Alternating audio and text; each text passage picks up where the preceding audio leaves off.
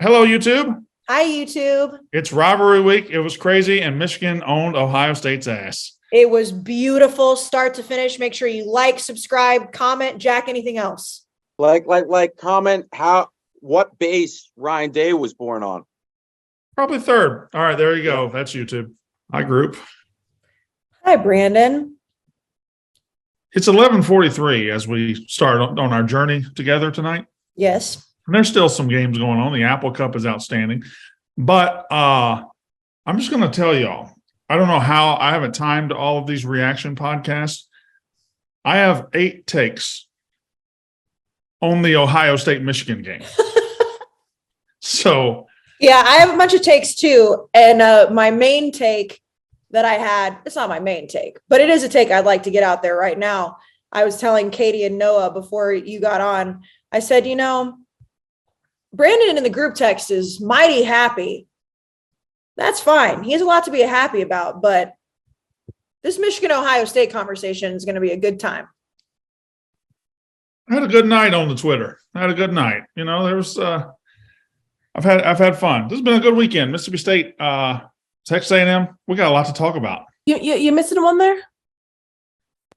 UConn, did they win? No, about having a good day on Twitter. I have an announcement coming on Tuesday. What? Huh? That's not what she's talking about. She's talking about Lane Kiffin. And Hugh Freeze. Why am I'm not missing nothing. Nothing's been announced. All right, you know what? Let's just start the podcast. We'll get Hold on. Y'all trying to dunk on me right now? No, Kayce. She knows. She's a big girl. She knows what she said. Did you trying to dunk on me right off the top? I'm not. I was too. You were skipping over. You had a great day. I was like, we have a whole podcast to come up. First of all, I want to get one thing in. Now, this is something that Katie's been told to do, and it's not something from me. It's more from Gaz, and this is another thing and it's not directly about you, but it's something that Old Takes Exposed really works on Twitter, and Chuck and Gaz have been like, oh, we should keep an eye on them, and then we can expose our own talent. Go Old Takes Exposed on our own talent. And Katie, because she has an all in the Mac in her head of all of your takes, has sent a lot in the group, and I have touched none. Okay. I sent one today. Yeah, I know, but I'm saying over this entire season. And also, I will say I want everybody to stop talking for a second, real quick. I want to catch up mentally to what just was presented to the group. What Jack just told me and was not denied by Katie is that sometimes it be your own people. I don't think it's sometimes. It sounds like not only sometimes it be your own people, it sounds like the powers that be above want it to be our people. So when I get Old Takes Exposed on a normal Tuesday, Katie and Gaz and Chuck are behind all that? It really depends.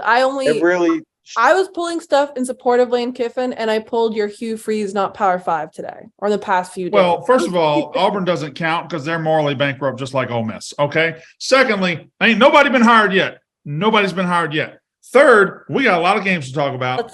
Fourth, we'll get to the coaches in a minute. And fifth, Mississippi State won the Egg Bowl. I give a shit what Lane Kiffin does. He's overrated as shit. We just took it to his ass. 6, thank you, Jack.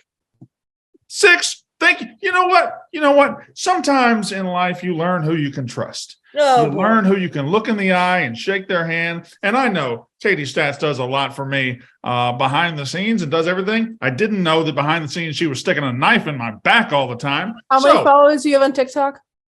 I don't know. I don't even know what TikTok is. But Jack, thank you. Jack is a man who'll look you in the eye, and if Jack wants to stab me in the back, he'd stab me right in the front because that's who he is. Yeah, he'll just do it straight to your face. If he's going to Old Takes Expose you, he's just going to do it to your fucking face. Can we react to an incredible rivalry week, or do y'all just want to dick around? Start a podcast. You're the one that didn't let us start earlier. I can already tell this is going to be. It's going to be fantastic. Y'all ain't messing with me today, all right? It's been too good a day for me. See, this is the problem, and I knew this was going to be a problem. Start the podcast. Hey, quit hollering, Jack, but y'all heard him. Let's start the podcast. Hi. Welcome to Unnecessary Roughness, Barstool's College Football Podcast, brought to you by the good folks and the delicious drinks at High Noon Hard Seltzer. Boy, The tailgate pack is one of the most delicious things you'll find on the market. High Noon Hard Seltzer is real juice, real vodka for real people like you and me, Kayce, and it has the best flavors in the world. The tailgate pack, which you can find pretty much everywhere in the world, you can get the pear, the cranberry, and all of it.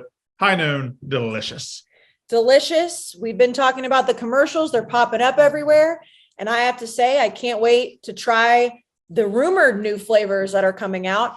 And the best thing about High Noon, other than the fact that it is absolutely delicious, is that they haven't gotten stale with coming out with new flavors. Because you talk about the tailgate pack, we had the new flavors then, we had the new flavors over the summer with the pool pack, and now the rumored new flavors, which means they're going to keep rolling them out. And that, my friends, is a good company. They don't get stale, they don't get complacent, whatever the word is. High Noon, going to keep rolling them out. High Noon, indeed delicious. And you know what else was delicious? This last smorgasbord and buffet of college football that we got to enjoy this week. Not to say the season's over. We still have championship week. We still have Army, Navy. We still have a lot of things out there, bowls and playoffs, and a lot still on the table. However, this was our last real full shot of college football, and it was something. Starting Thursday night, continuing till tonight, midnight on Saturday night. It's been great. Of course, we'll talk about A&M shocking LSU. Of course, we'll talk about USC solidifying their path to a playoff and potentially probably winning the Heisman Trophy. Of course, we'll talk about the new coaches that are possibly in place. But we have to start, as we knew we would, in Columbus, Ohio. And that is where the Michigan Wolverines and the Ohio State Buckeyes played ostensibly a playoff game to determine the Big Ten the Big Ten East champ. Next week, that team will win the championship and to determine who's going to the playoff. And, Michigan just steamrolled them. Michigan 45, Ohio State 23. I have a cavalcade of takes from this game, but I will turn it over to you, Kayce Smith, because I feel like this is deja vu. You felt this coming all year. You thought it would come, and it has come. Michigan kills Ohio State in the horseshoe. Yeah, it wasn't even close. It was an absolute curb stomping. And the biggest takeaway, which I know you'll have on your list, and we'll continue to talk about it as well, is that everybody on the planet, and for good reason, assumed that if Blake Corum wasn't going to play in this game, that Michigan wouldn't have a chance to win. And when I say everybody on the planet, everyone on the planet who was on Ohio State. The biggest thing that we saw today was two things that everyone was trying to argue against me and anybody who was on Michigan's side this week, is that J.J. McCarthy is not near as bad of a quarterback as everybody tried to say that he was, because he had a hell of a day. And he hadn't played like that all season, but he had a crazy day. And then two, Donovan Edwards is still really fucking good too. And all year he was second behind Blake Corum, but it was a 1-2 situation with them, and he had over 200 yards. So with JJ McCarthy having the day that he did and Donovan Edwards picking up the slack where Blake Corum couldn't play, it was a recipe for disaster, because Ohio State had zero answers when both of them got going. And those were things that people thought were impossible, and they happened. I want to be careful how I say respond to the McCarthy thing, because I'm going to be effusive in my praise for Michigan. You can't not be after watching them win that game. I want to start by deconstructing a couple things you said, and that begins when you said it wasn't even close. And that's the rub, because it was very close for a half, and then they went into the half, and one coaching staff came out balls ablazing, ready to fucking win a game, looking like they would shit down the other team's neck. And one coaching staff and team came out at halftime thinking, oh, I hope we're in this game till the end. Oh, I hope we don't mess up. Oh, I hope we don't go for it on 4th and 3 here and ruin our chances. Ohio State and Michigan went into the locker room. Ohio State was winning 20-17. When they came out, Michigan was 100 times better than Ohio State. That is a coaching issue. That is a coaching problem. Ohio State was scared. They were scared of Michigan. Now, go ahead. You can Brandon, at the end of the day, it wasn't close for 4 quarters. Like, I that's what I'm saying. That's what I'm saying. That's I know, but when I said it wasn't close close by the end of the game. There was, when I picked Michigan to win this game, I wasn't disagreeing with you at all. I was expounding on your point. But here's the thing, and here's the biggest deal of all. This game today, Michigan 45, Ohio State 23, is so much bigger and more important than the very game last year. It is way bigger, way more important, way bigger of a stamp, because last year they beat them at home. Last year they beat them playing the way Michigan plays. Last year they finally won to at least save some face in the rivalry. But 365 days later, can you do it in Columbus? Can you do it again? One time can happen, anytime. When you do it twice, and when you walk into their building and stub and take your foot and drag it across their face in their yard, and you plant your flag on their logo, now you've done something. One time is just a game. 2 times is a new normal. And that is exactly what Michigan did today. They said, you know what, we beat you last year, but this is how it's going to be from now on. You know how? Bam, we rubber stamp this. We beat your ass. And we didn't just beat you. We didn't just win the game. We embarrassed you. We took your soul. We took your heart. In front of God and everybody, they took their soul today. And they not only took their soul and embarrassed them, they did it in a way that most people that were on Ohio State thought was impossible. At one point, Michigan had 1 rushing yard well into the game, 1 rushing yard, and was still leading the game. And it wasn't like it was 3-0. Now, in the second half, Donovan Edwards obviously went crazy, but Michigan rubbed everything all over Ohio State for a half of football and well into the third quarter without having a running game going at all. That's a very good point. They did it until Donovan Edwards broke those 2 long runs. They did it playing like Ohio State's brand of football. They did it throwing the ball down the field. They said, okay, we don't have Blake Corum. We're going to try the run. It ain't working. And we're going to – and here's where I want to come back in on J.J. McCarthy, because I don't believe today was some magic elixir that makes him a good quarterback. I think he's fine. But today was so much more than just him, because the scheme, the coaching, all 3 of his touchdown passes – no, I should say that. 2 of his touchdown passes, the 2 long ones, were to wide open receivers, were to receivers that were schemed open. The first one was a pass in the flats, and the guy made a play. And the second 2, and J.J. McCarthy still has to make these throws, and he did a great job of making them, but the coaching staff put it on a tee for him, and they wore Ohio State's ass out. Jim Knowles, you were brought to stop this. You were brought to do something about it, and you didn't.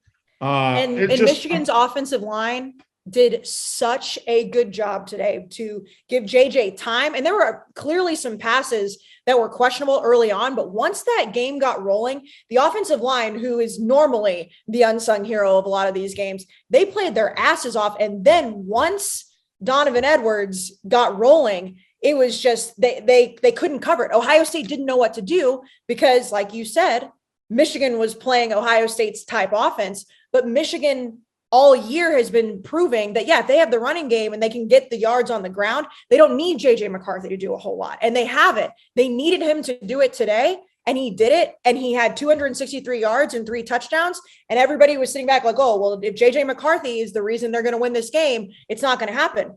Well, he was the reason that they won that game for most of the game, because the offensive line gave him the time to do it. Yeah, I thought without Blake Corum, Michigan had no chance, and didn't matter at all. Didn't matter at all. Other players stepped up. Jack, I'm about to get on Ohio State's ass. If you want to interject anything on Michigan right here, here's your chance.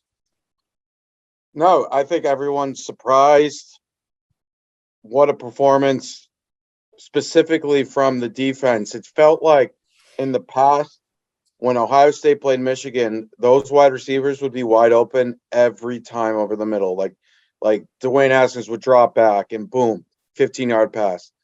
It seemed, at least on 85% of these plays, those defensive backs were in the ass, pause, of the Michigan, of the Ohio State wide receivers. Like, they were right there. I'm not smart enough from a football schemes perspective to provide why, but whatever they were doing worked.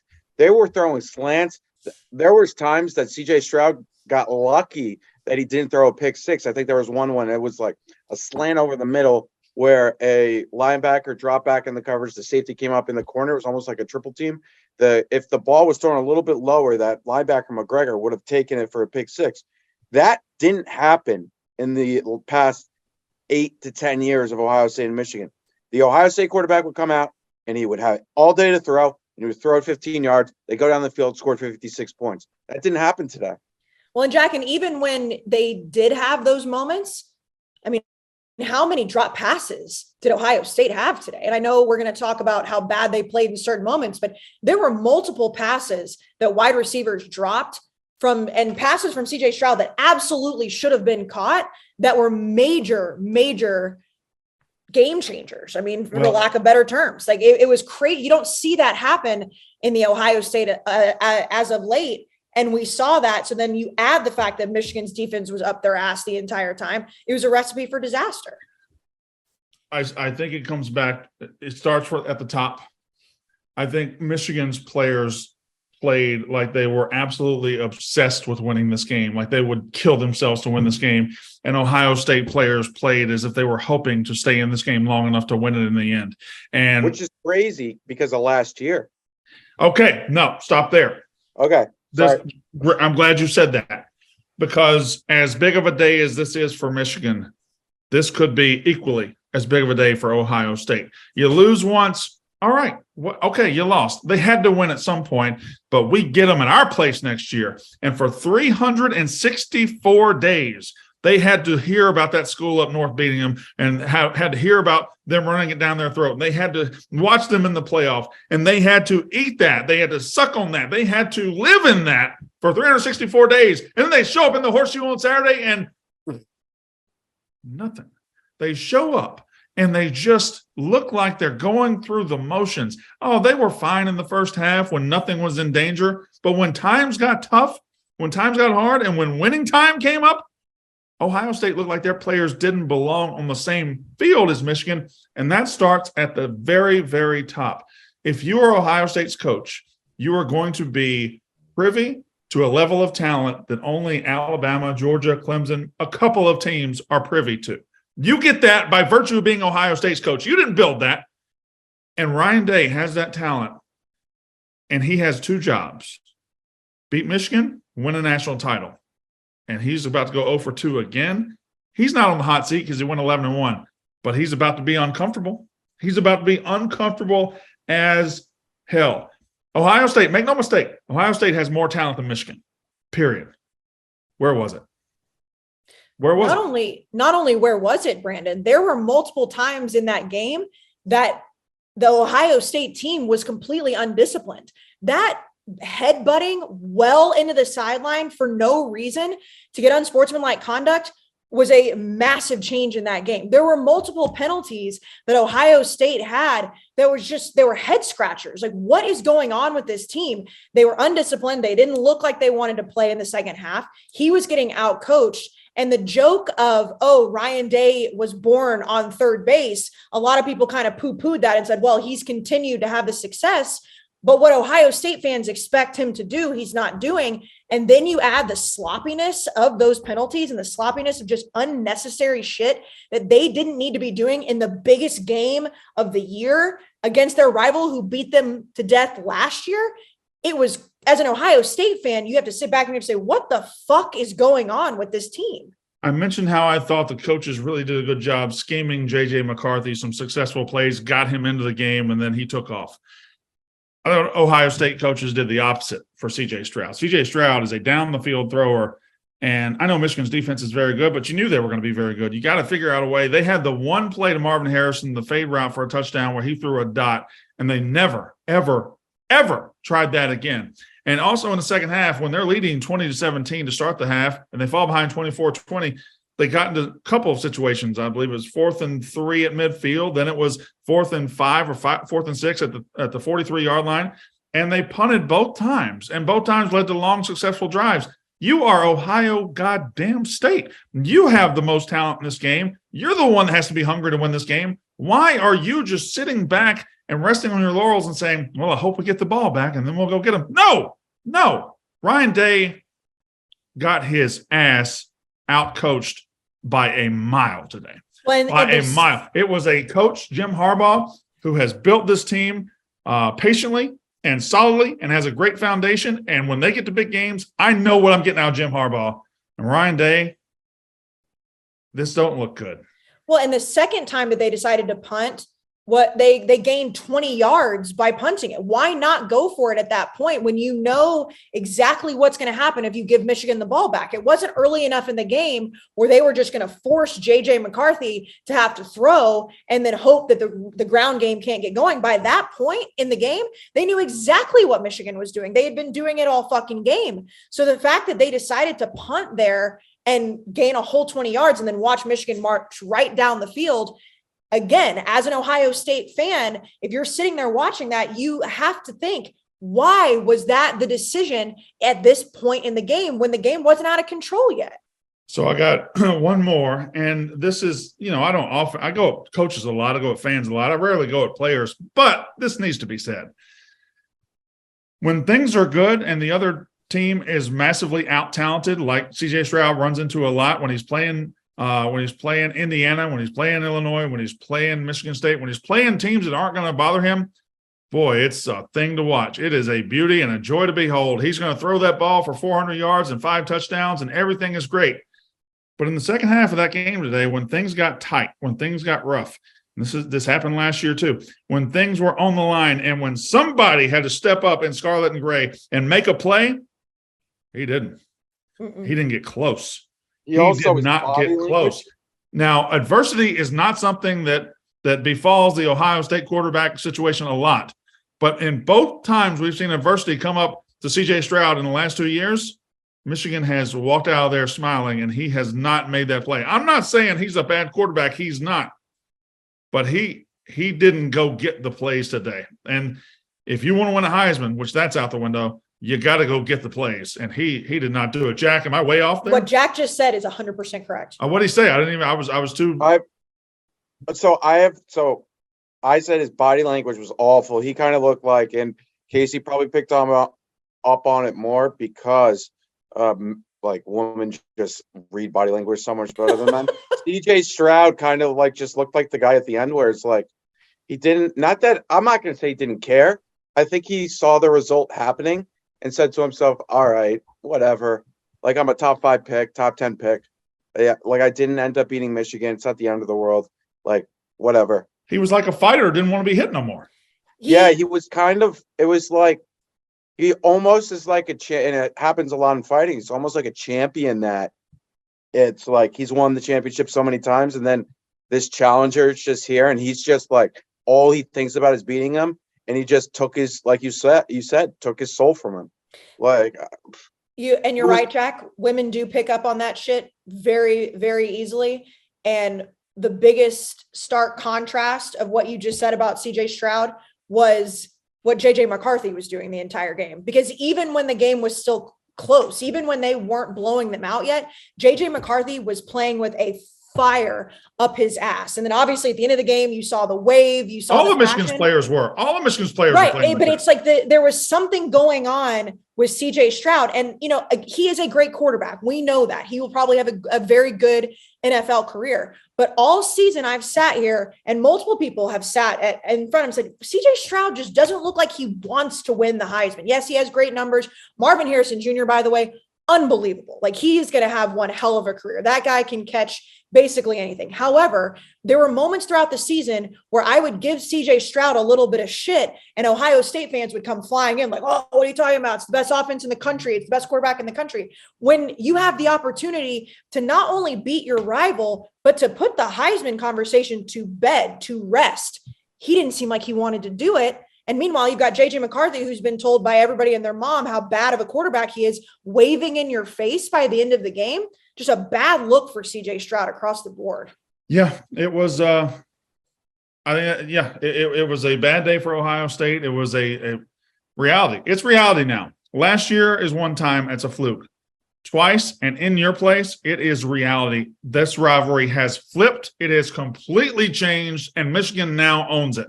Michigan now owns it. And before the season, when we made our predictions, and of course, it's always fun to dance on everybody when you're right. It's horrible when everybody dances on you when you're wrong. But today, when I tweeted out the video that we had from August, when I said, well, it's a 2-quarterback system, clearly that wasn't the case because they stuck with JJ McCarthy when they needed to. It was more of a 2 running back situation all year. But this Michigan team, and I could eat crow because in this calendar year, we've seen what happened with Michigan in the playoff. But the way that Michigan played today, having to not only figure out what to do without their best running back, have another running back have 200 yards, but have a quarterback actually step up against an Ohio State defense that did get better this year. They did. They clearly weren't great, but they got better from last year. This Michigan team feels like it's more built for the playoff than last year's. And that's why if you are a Michigan fan, you should take it and say, okay, we got our dicks kicked in by Georgia earlier this year. This isn't the same Michigan team. We'll see about that. I think I wouldn't have any problem with calling them co-favorites with Georgia. I certainly think they should be 1 and 2, and you can put them in any order. I think they're going to play for a national title, those two teams. I do disagree with something you just said, and it's not something you said, it's something everybody said. When it has been said ad nauseum, Ohio State's defense is better this year. Was it? Like at no point in this season did they really have to prove that. The dirty secret about the Big Ten is you got to beat Michigan and you got to beat Penn State and you're golden. And they beat Penn State, but Penn State scored 30 points? Penn State, whose offense isn't great, scored 30 points. Nobody else on that schedule scares you from an offensive perspective. And Ohio State was able to win games. But when they got to nut cutting time today, like it's the second half of the biggest game of the year, and Donovan Edwards looked shocked to be just on the open field twice. And JJ McCarthy's throwing against air. Did they get better, or their schedule just make them look like they got better? That's a fair point, because you're right. I mean, they didn't have to get tested when they did finally get tested by an offense that was supposed to be one-dimensional. That's, again, JJ McCarthy didn't have to do anything all year. He just had to be serviceable and allow the ground game to get going. They did not look better. I guess for some reason this game, and I realized that 365 days ago, Michigan did the same thing to Ohio State and kicked the shit out of them. This one felt so much worse because it wasn't Columbus, as we've mentioned, but there was just something about the way that Michigan just tore them apart. Every stretch, just every single time they had the ball down the stretch, it was just like, what Ohio State team is this? And I think it's because CJ Stroud and the offense just wasn't who we expected them to be. But I don't know. I mean, Michigan just feels like it's a better team than last year. And I know Ev was sitting there on the stream, and the stream was hilarious and tons of people watching. I get that. But Ev was sitting there saying, well, we're a better team than Michigan. Well, you might have better talent, but you can't watch what just happened today and say that Ohio State's a better team than Michigan on either side of the ball. Coaching is a significant part of a team. And Ohio State's coaching isn't in the same stratosphere as Michigan's coaching. That's just a fact. I have a question. Yeah. Who are the two best coaches over the past year and a half, or like past 2 seasons? Well, certainly you got to put Harbaugh in the mix, as he's been in the playoff twice now, or I assume he's going to be in the playoff. Kirby. It's hard to say because, Kirby is so based on talent, but, Kirby just won a national title and is right there again. And yeah, so I would say those are the two guys. Yeah, and those are the two guys that we've said could never win the big game. Yeah. Mm-hmm. And Kirby they figured it out. Wrong. Yeah, you're right. So this is why, if I'm a Penn State fan, I'm not comparing James Franklin to those two, but there are situations where coaches, figure it out. Kirby was a guy that never was you're like, oh, could he win the big game? He always finds a way to lose. Harbaugh too.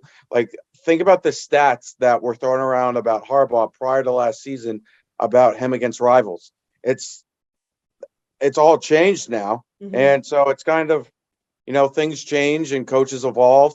And then also some coaches fall too, which we're kind of seeing from Ryan Day. Not saying he's finished or anything. Well, he's not finished at all. Ev had him fired in the middle. Well, Ev was in his bag. I know he doesn't actually mean that. But here's my question to you, Jack, to counterpoint that. Let's say Urban Meyer didn't leave Ohio State. Do you think, it's all in retrospect, we don't know, it's hypothetical, but would Jim Harbaugh be in this position if Urban Meyer was still at Ohio State? I don't know. Did you see that? I'm not trying to take anything away. I'm playing devil's advocate. Yeah, no, I know what you're saying. I wish there was a reality that we could go into and see, but yeah, and who knows? My thing is, it's your coach may not be winning those massive games right now, but he may, if he has talent and he's putting his like a 9-3, 10-2 team on the season, like giving up on him necessarily isn't the greatest move. That works in a lot of places. That's sound logic. It's very sound logic. But at Ohio State, you were hired to beat Michigan and win the national title. And, that's not a comment on Ryan Day. That was more a comment on like other schools coaches. Katie, you had something before we move on, Katie? That there was a post show for like the Big 12, their desk after the game, and then Urban was on it. All the Ohio State fans behind him were cheering, "We want Urban." Oh yeah, it was. I mean, funniest visual. Yeah, it is what it is on that one. But he probably loves that. You know, he loves that. He's probably like, he was grinning. 100%. My headaches are cured. So, I guess we can move off of that. Michigan now owns the Ohio State rivalry until further notice. And also, I don't do this often because I'm not right a whole lot, but I have to say, I tried to tell you guys, Michigan was going to win. Michigan was going to beat Ohio State. Had to say it. All right. You know what else I have to tell you, Brandon? This better be an ad. It is. Good. Hairy balls are gross. Hairy balls are gross, okay? No one likes hairy balls. And I'm not saying you have to be completely shaven. You can be if you want. Some girls are into it, some girls aren't. But you need a groomed situation, right, Katie? Yes. It needs to be groomed. You just need to have good hygiene. And our friends at Manscaped are going to help you do that. They help you year round. But right now, the holidays are coming. We have Black Friday was just last week, which means Cyber Monday is coming up. And Brandon, Manscaped has a deal to make sure your jingle balls are jingling. Boy, oh boy. Yes, what's their deal to keep my jingle balls jingling? I love this time of year. Our ad copywriters get in their bag with holiday puns. But what do we got for my jingle balls? Well, Brandon, they have a lot of different things, not only for your jingle balls, but for your jingle body, because it's not just about the balls. It's just about, again, having good hygiene. And right now, the Manscaped Platinum Package 4.0 is the one-stop shop for men who you deserve it all. You deserve it all. And not only that, whoever is playing with the situation down there also deserves it. It comes with the Lawnmower 4.0. It's waterproof. It's electric. It's a trimmer. Great for the jingle ball situation. They've got the Weed Whacker for your ears and your nose. Also important. You don't want hairy nose, hairy ears. They've got 2-in-1 shampoo and conditioner. They've got body wash. They've got deodorant. They've got the crop preserver for your balls so they don't chafe. And of course, they have the ball spray. They've got it all. And right now, 20% off. Because again, it's that time of year where everybody feels giving. So make sure you give your balls the Jingle Ball special at Manscaped. So you go to manscaped.com and use the code WALKER. That's 20% off with free shipping as well. So it's more than just 20%. 20% off with free shipping at manscaped.com. Use the code WALKER. Manscaped will get your jingle balls ready for the holiday. Uh-oh. How many times did I say jingle balls? Just enough. see, this is what. What's happening? You know, it really do be your own people. Because no. I haven't done anything in the past. What's happening? No. Now that I know how y'all do it, Pick Central just tweeted out my Miami take from August and saying, "Oh, they went 5-7." He does that's a not even. I don't touch Pick Central. I didn't say you did. But this happened on the show right now. Like, I don't understand why are we tweeting that? What good is that for anybody? It do be your own people. You know why, Brandon? It's because the engagement of it, and Gaz likes to watch the world burn. I'm not hurting for engagement. How about I'm not saying you. How about all my takes that were right? How about when me and you predicted Caleb Williams won the Heisman in August? Ain't nobody tweeting that shit out right now. No, that you know what? You have to look out for yourself there, because that's why I was texting with Katie, Noah, and Jack today. Whoa. No, hold on. Will Anderson to win the Heisman. Your little Desmond Howard 25-year thing. I remember that. Hold on. Didn't we have on this show I picked Caleb Williams? Yeah, so you had multiple Heisman. All right. Let me find the graphic. Dude, hold on. Okay, so he spoke. We talked to Jack. There's 10,000 college football players. I only picked 2.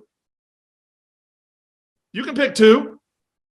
Okay, yeah. When did you pick Will Anderson to win the Heisman? I thought I picked Caleb Williams on the show. He thought it was like. I thought I picked Caleb Williams on the show. I don't think you did. I honestly, maybe you did. I don't think that you did. But I will say this, Brandon. I've learned this, and Katie, Jack, and Noah are great at helping. But I thought about this. I was sitting in the gambling cave watching Ohio State, Michigan, it was in the third quarter. And the text I sent was, I know there's a lot of game left, but can I please get my take that I thought Michigan was going to beat Ohio State? Because I knew that Gaz or anybody else would not be clamoring for that. So you have to look out for yourself with your right takes. She's talking, Jack. Shut up. Jack, shut up. I'm just saying it is your own people because, again, Gaz likes to watch the world burn. Paul, great person. Gaz knows that people are going to shit all over wrong takes. And we talk so much, and not just us, everybody, that we have a ton of them. But if you have a right take, you have to look out for yourself. So I have the Big 12, the Pac-12 graphic. Brandon, Kayce, and me have Caleb Williams as the player of the year. That's what I was thinking about. Okay. Anyway, doesn't matter. All right. I had USC in the playoff, though. I know that. I had him in the playoff, too. Okay, Kayce, you don't have to be Miss Sunshine, okay? Just let me have one thing since you know what? I let you have so many things because you have the right to so many things. One thing that I have said, and I tweeted this about all the Ohio State, and I put in quotes, men who are in my DMs and have been all year. When I take Michigan, the two things I get is, one, you're pandering. Two, you're a dumb blonde with big tits. And listen, I was right. So I'm going to just rub it in everybody's face. And yeah, I do have big tits. Get over it. Me too. Get over it. All right. So we move on from Michigan, Ohio State to another team that looks like they're solidifying their path to the playoff. They're not in yet. They'll have to win next week over what looks like maybe Washington. But USC took a big step tonight, both on an individual basis with their quarterback, Caleb Williams, who looks like he is circling the biggest award in college sports, and then their team, which is a bigger deal, a much bigger deal. They beat Notre Dame, and they are one win away from being in the playoff.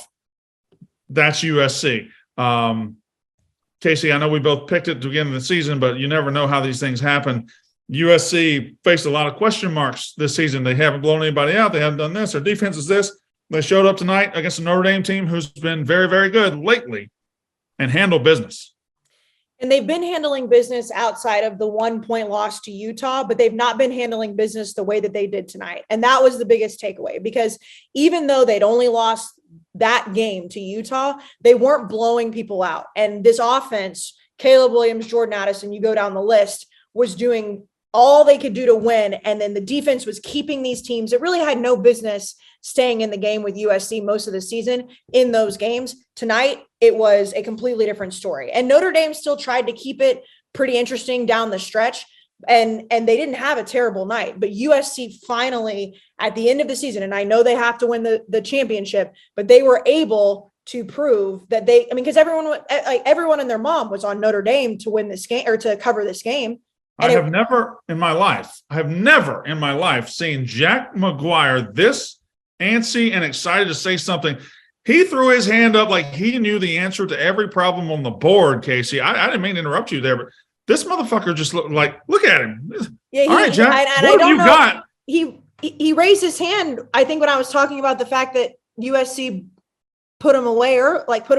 You want to testify right now, Jack?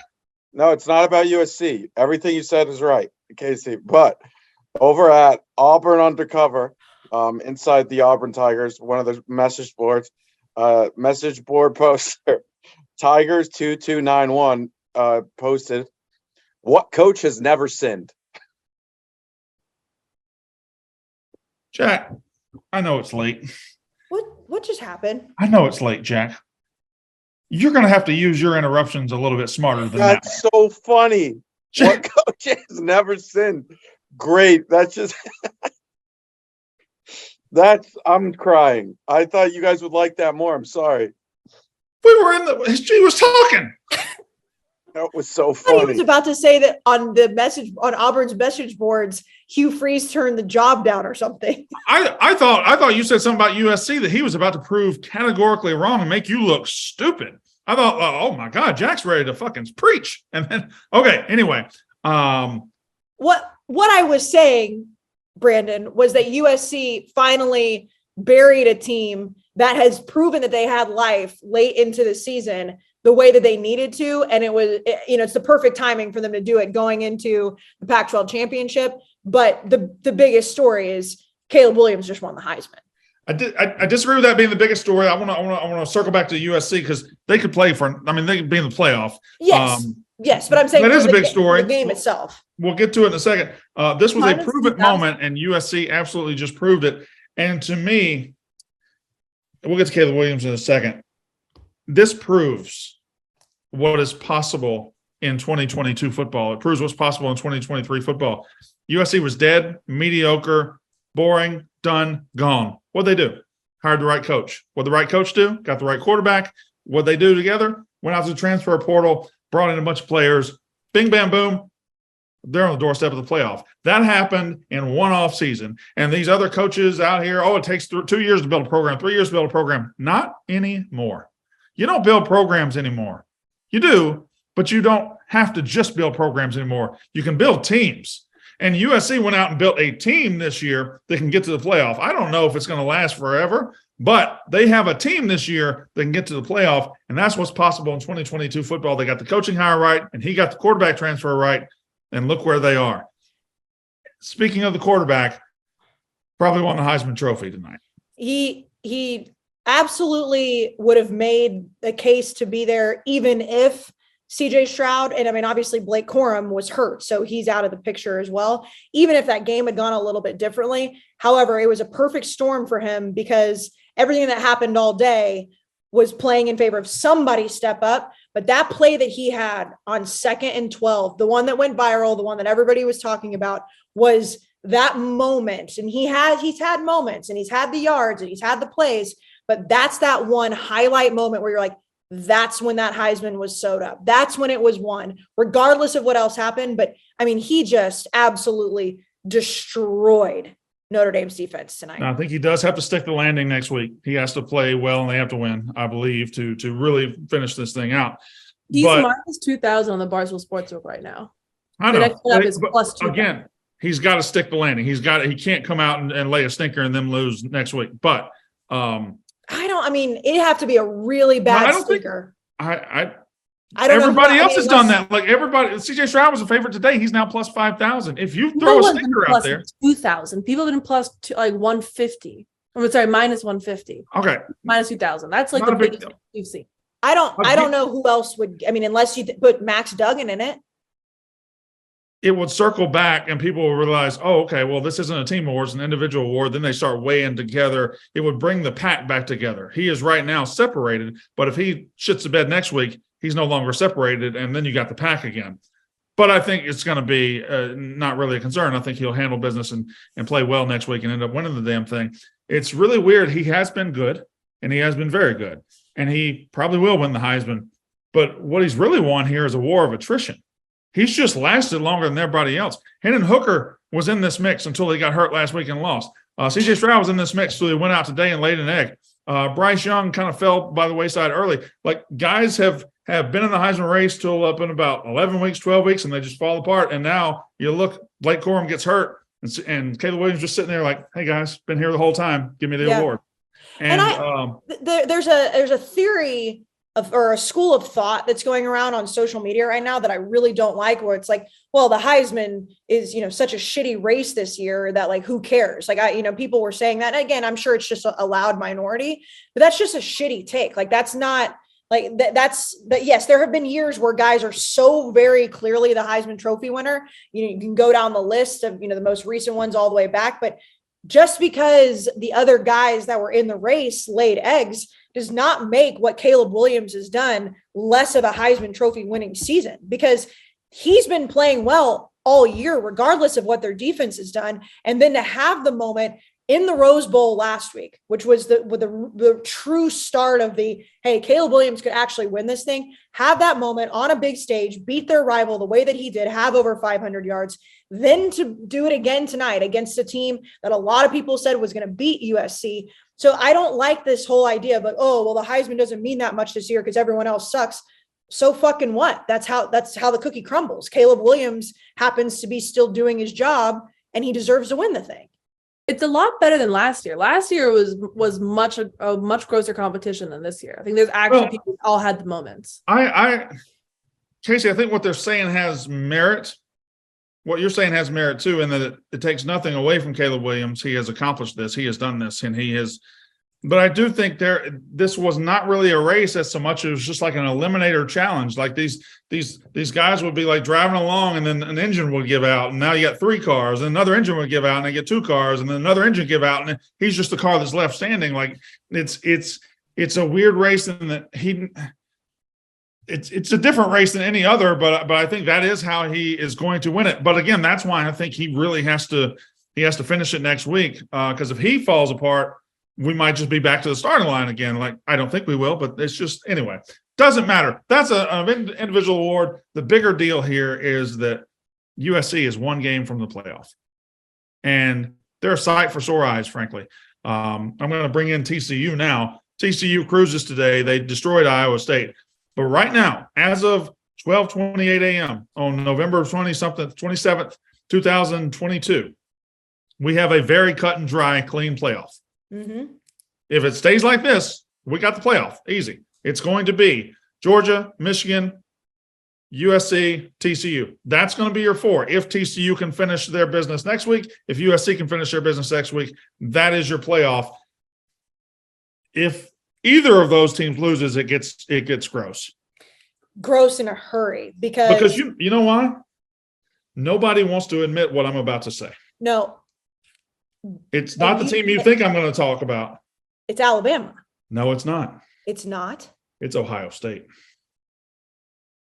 We just watched them get thoroughly outclassed. You can roll your eyes. Everybody. No, I'm not rolling my eyes at the thought of you saying it. I'm rolling my eyes that they do not fucking deserve it. And if the game today would have been close, I would be singing a different story. Folks, but you can't go lose the way that you did to your rival at home and get your dicks absolutely kicked in and deserve to be in the playoff. If this were to happen and we get back into the pool to try to find somebody else, and you compare them to Alabama, who's got 2 losses, and Ohio State has the 1 loss, it will be one hell of a discussion, because Clemson is now gone. I'm not sure TCU couldn't lose and still have a hell of an argument. I think that they could, and that's the things that happened today. However, I do think that when you look at the resume comparison, and I'm not saying that I think Alabama should absolutely be in over Ohio State. I think that, there's arguments to be had, but the way that Alabama has lost the games that they've lost, 2 of them being 1-score games versus the way Ohio State played today. I think that, I understand a loss is more important, but it's much easier to sit back and say, okay, well, Alabama, yeah, they lost 1 more game, but they didn't look like absolute garbage at any point in the season. If you dig into that, if you dig into their resume at all, who's their big win? Ole Miss, 8-4 Ole Miss. Because Ohio State's is Penn State, and I know Penn State finished 10-2. That's a hell of a lot better win. That's not even definitely. Close. And that's where, and I know, we talked about it at the Gambling Cave today, and obviously, Dan, as a Wisconsin fan, doesn't want to see divisions go away in the Big Ten because he likes the fact that the division he plays in the West is so much worse than the East. But this is why you need to get rid of divisions, because if Ohio State gets blown out today, not if they did, they don't even win their division. It's not even that they didn't win the Big Ten. They didn't even win the Big Ten East. They don't deserve to be in the playoff. Kayce, I'm not telling you they deserve. No, I know. I don't want to live I don't want to live in a world where I have to see Ohio State in the playoff like that. If TCU or USC loses, we're going to have to go dumpster diving for a piece of trash to put them in the playoff. And Ohio State's might be the best looking piece of trash. And can I say something that I know Clemson fans are not going to like? Yeah. Thank God South Carolina beat them today. Stop right there. Next up, South Carolina is the weirdest team in America. But thank God, I wrote that. Thank God they saved us from Clemson getting back into this thing. Thank God they were able to go into Clemson and shine a light on the fraud that is Clemson once again. South Carolina gets their biggest win in about a week, but they get their biggest rivalry win in a very long time. That's a program that hired Shane Beamer a couple of years ago. And even this year for Carolina is the weirdest thing.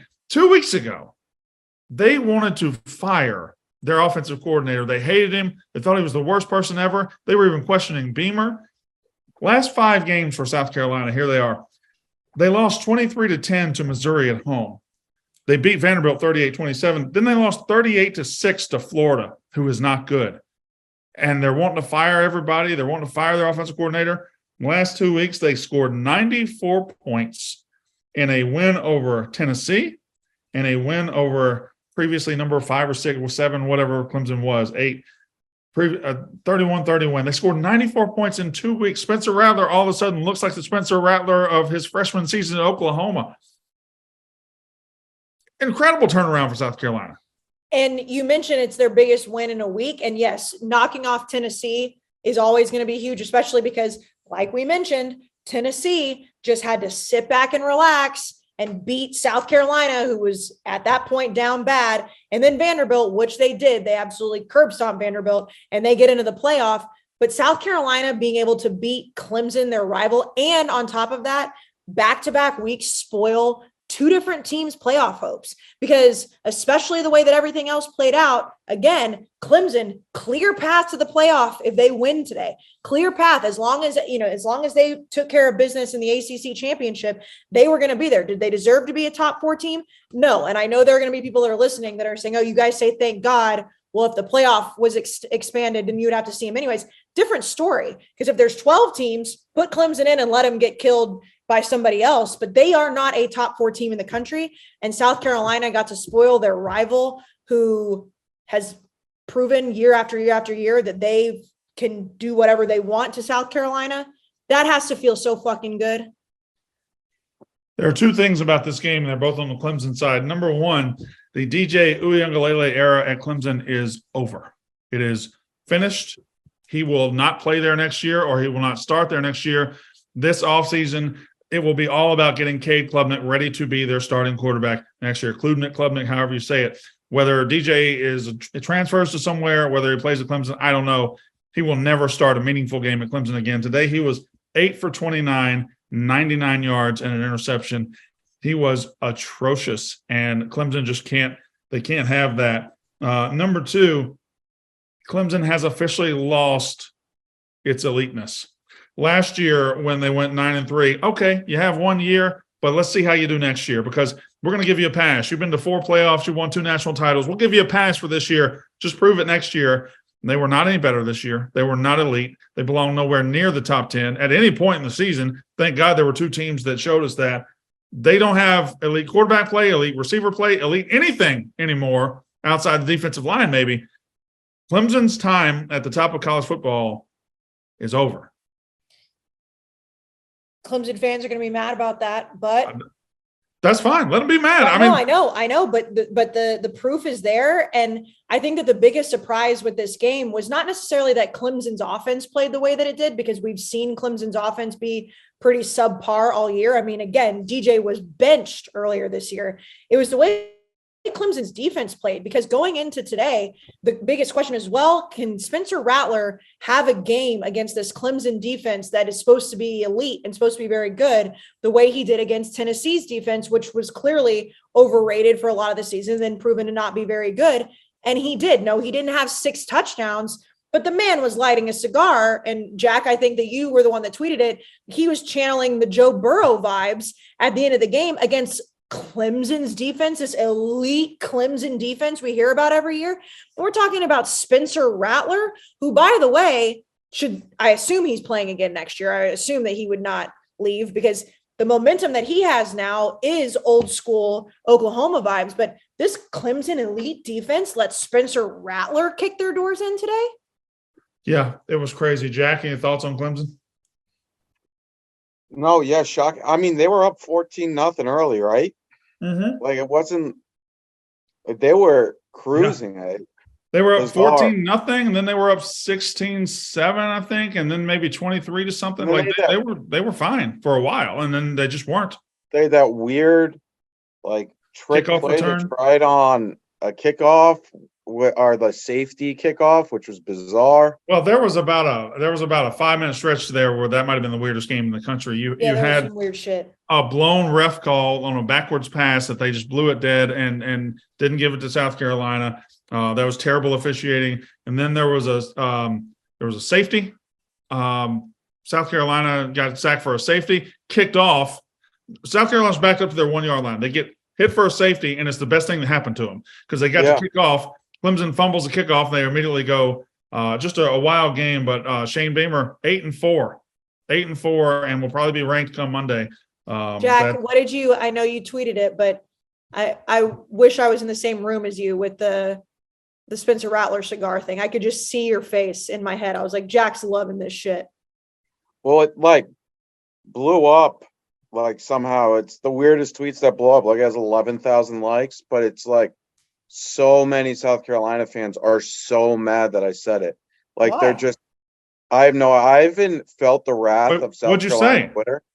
They are furious at me, calling me awful names. Okay, what did you say? Oh, I just tweeted out the video of Spencer Rattler smoking a cigar and said, man thinks he's Joe Burrow, LOL. Like that's all I said. And then I want to get the exact. I will say South Carolina fans, I have felt the wrath of them this season, which I couldn't necessarily figure out why, because I know that they beat A&M, but then they flipped right back because I tweeted out that I said South Carolina beating Clemson was going to be my upset of the year in the SEC. They love that. So apparently South Carolina's Twitter fan base is a very passionate fan base. They'll swing either way. You say one thing nice, they love you. You say one thing even remotely negative, they fucking hate you. Let's be real though. Little weird that he was smoking a cigar. No, why? Is that weird? Why is that weird? Who smokes cigars after games? Tennessee just did it for. I mean, you go beat your rival. You go win a game. Yeah, smoke a cigar, smoke a victory cigar. I do think that the two examples you usually see with that are the Alabama-Tennessee game, because that's like the tradition that they have, and then whoever wins the national championship. I don't think you normally see it in the regular season. Jack, you're right. I think this is becoming a lot more ubiquitous in college football than it has been, because Mississippi State the other day, and I think you tweeted out, look at that cigar. It was one of the most ridiculous looking cigars I've ever seen. A coach had one that was this big around. I think it's just something that's in college football now, smoking cigars in your opponent's locker room. Maybe I'm crazy. If I was Spencer Rattler, I'd probably be stunting on him too, because people gave him a ton of shit. And he won eight. Like, let's not. He had a great end to the season, but let's not.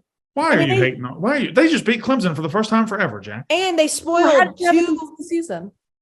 Do what? No, he had a great end to the season, but let's not make it seem like he's like some spectacular. But they spoiled two different playoff teams' hopes, and all year people are talking about, oh, he's so bad, he's so terrible, he's a terrible quarterback, and they just beat Tennessee and Clemson. They were top 10 teams. Now we're reading too much into it. Kayce, that's fine. He beat Clemson. If you're a South Carolina quarterback, that's what you live for. They hate them. They hate each other. Hate. Cigar's fine. All right, we move on. You mentioned TCU, and then we kind of moved past it. But the biggest thing with TCU, and Brandon, I think you were on TCU with me as well, was that the whole question is, can they blow a team out? Iowa State has a great defense, one of the best defenses in the Big 12.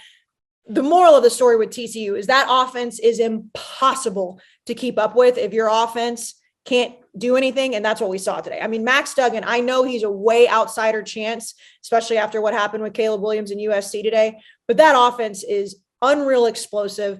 And they just buried the shit out of Iowa State today, which I expected them to do. And not that they needed those quote cliche style points, but they put them up today. I mean, it was just a bloodbath. Yeah. Iowa State's just terrible though. Yeah. They're not good. They've had a really good defense though this entire year.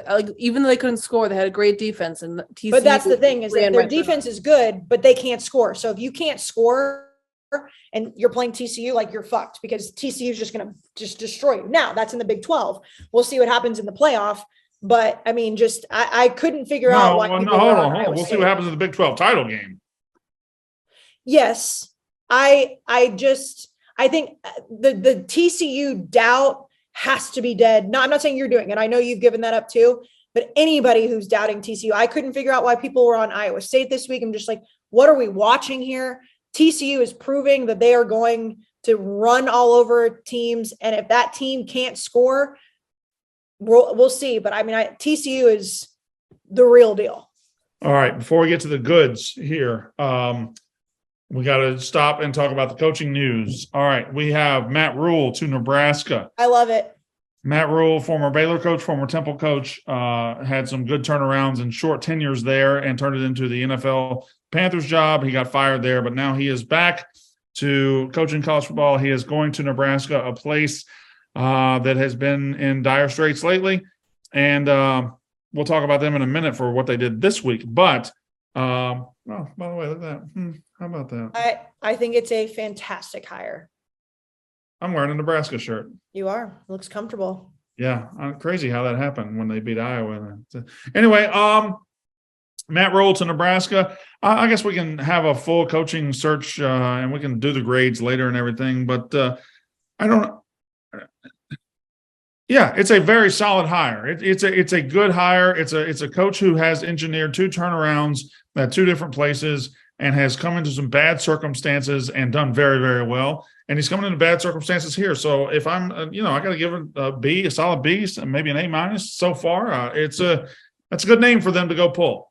I think so. I would probably give it an A- just because I think that he's catching a lot of shit for the Panthers stint, which some guys can coach in college and some guys go to the NFL and prove that they can do it there and they can't. I think that he has proven that he can build programs up in college, which is obviously the most important thing. And Nebraska needs to be built up and they already have the passion and the fan base there. If I'm a Nebraska fan, I love the hire. Yeah, and I'm sure they all do. They'll get on. They kind of got a little cultish tendencies themselves. So nothing wrong with that. They'll all get on that one pretty quickly. It appears for Colorado. They've offered Dion, right? That is, I don't think, is that a rumor or is just a straight report that they've offered Dion? Confirmed that they've offered. I think everything beyond that's rumored. So in the SEC, we have Lane Kiffin, who desperately tried to get the Auburn job. I don't think he's going to get it. It looks like maybe Hugh Freeze, although something about this still stinks. Something about the entire situation stinks. Like they did all this to hire Hugh Freeze. Like, is Hugh Freeze a smokescreen? Are they really going to hire him tomorrow? There was a report today about Pete Thamel and others that they've been talking to him for a week. Hugh Freeze went 8-4 at Liberty this year. They got beat by UConn. They got killed today by New Mexico State. Like, okay, this is who we're going to get. This is his questionable background, and we're going to bring him back to the Power 5. Well, like Jack said, all coaches have sinned. Yeah, all coaches have sinned. That's fine.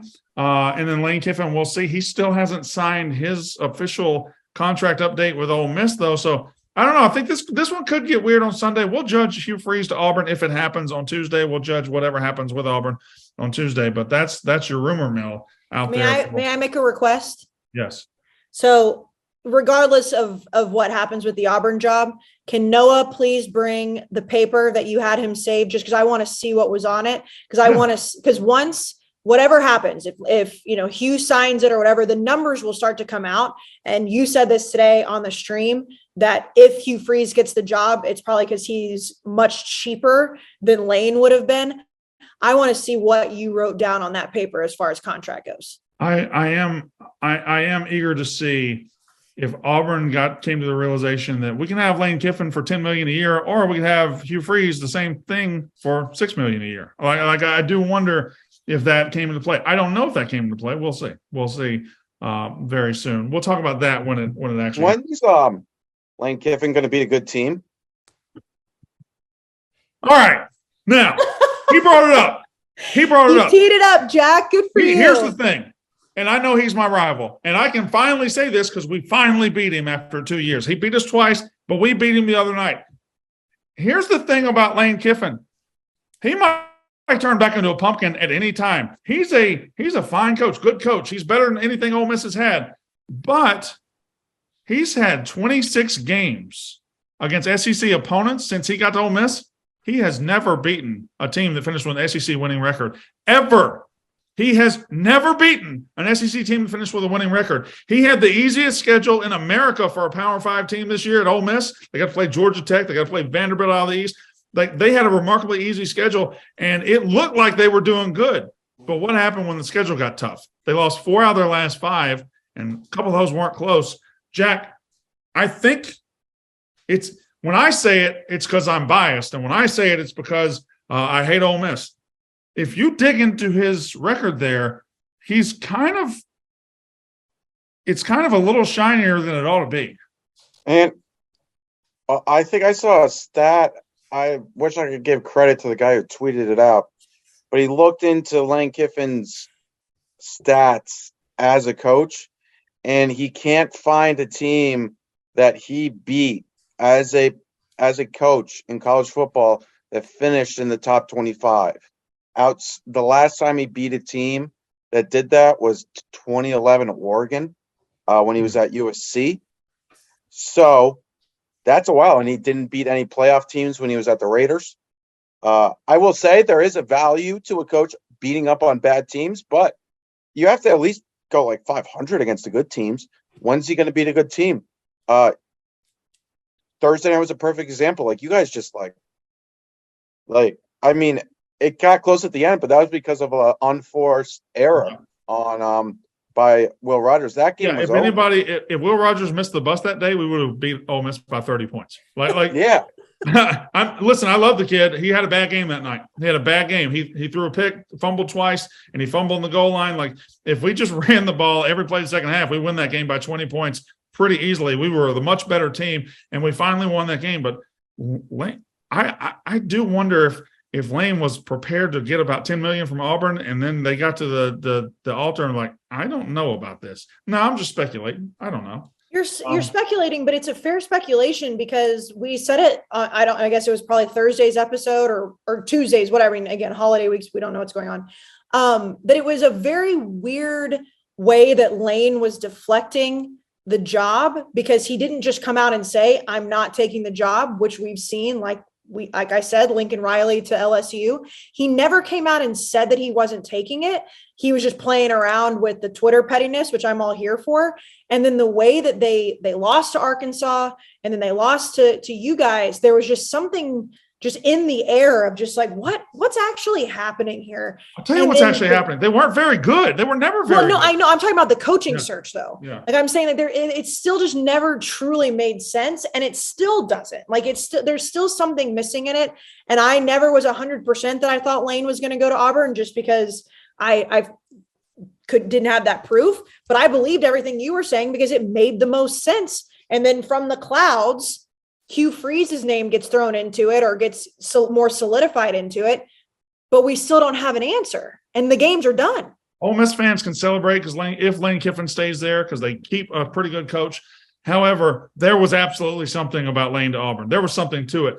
That guy tanked his last 2 games by not being able to tell his team, I signed the new contract and I'm going to stay here. It was absolutely a distraction, and he blew the last 2 games because he was leading on or dragging this thing out. He didn't handle it very well at all. And he's out there tweeting John Sokolov and trying to dunk on people. All the while, Mike Leach is ready to go in there and cram it down his fucking throat. Like, anyway. I did enjoy your tweet. I think it was this morning. Again, time is not an object right now, but you said you're going to just spend some time trying to figure out who you're connecting Lane to next year.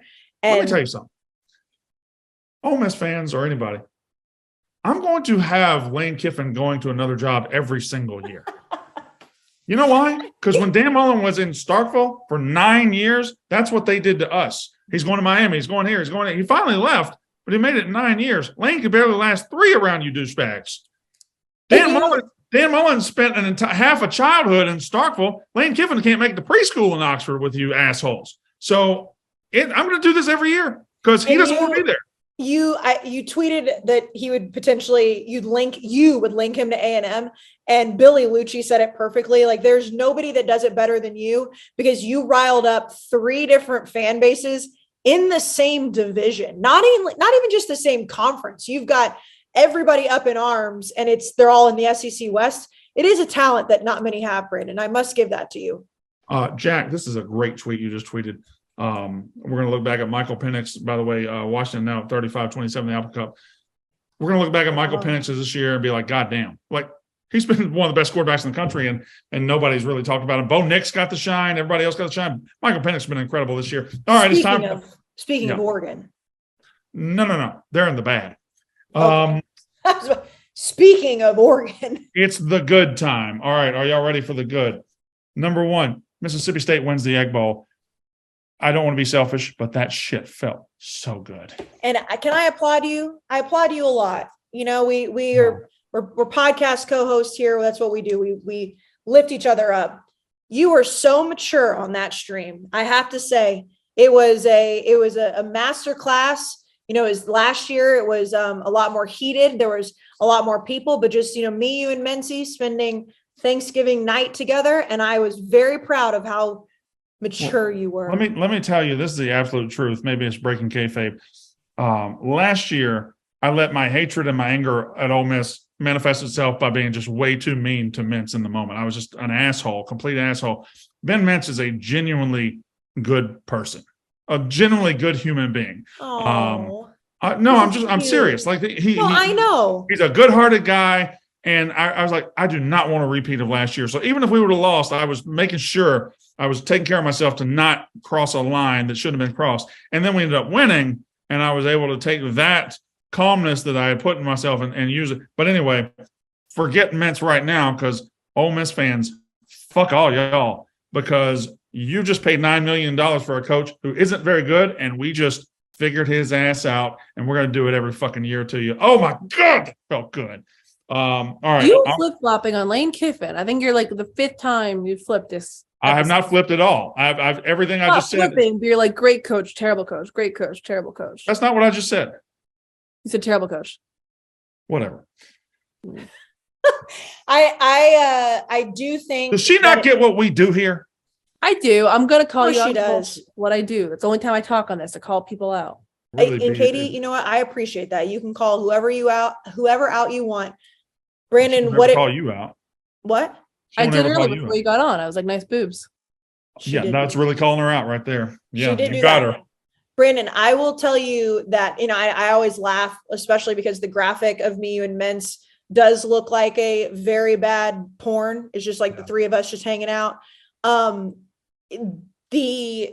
point of rivalry games is always comes to fruition. And I know it's only been 2 years we've done that stream now, but what you just said and how good it felt is the proof that no matter if anybody else in the country cares about your rivalry game, cares about the Egg Bowl, insert whatever rival game it is, the people that are involved in it, it means everything to you guys. Well, that's what this weekend's about. Games that don't matter to a lot of people matter intensely to the people in it. I mean, and you know what, the Egg Bowl being the sole college game on Thanksgiving night the last few years, or however many years it has been, it does, I think it's very good for the state of Mississippi, because everyone, I know there's NFL games going on and I get that, but it does really shine a light on how much you guys hate each other.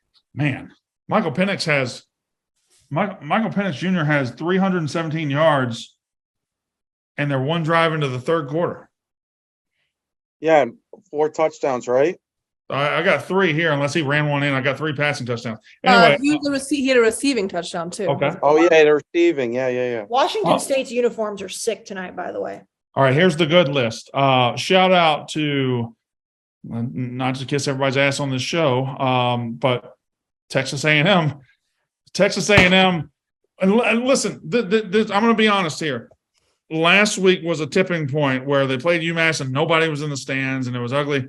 They had a full stands tonight. Their best case scenario was finishing 5-7, and it was full, 100,000 people, maybe not 100,000, but it was pretty dang full. And they were loud, they were energetic, and A&M sticks it to LSU absolutely when they had to have it, because Texas A&M might be the most important place in America over the next 30 days that isn't playing for a championship.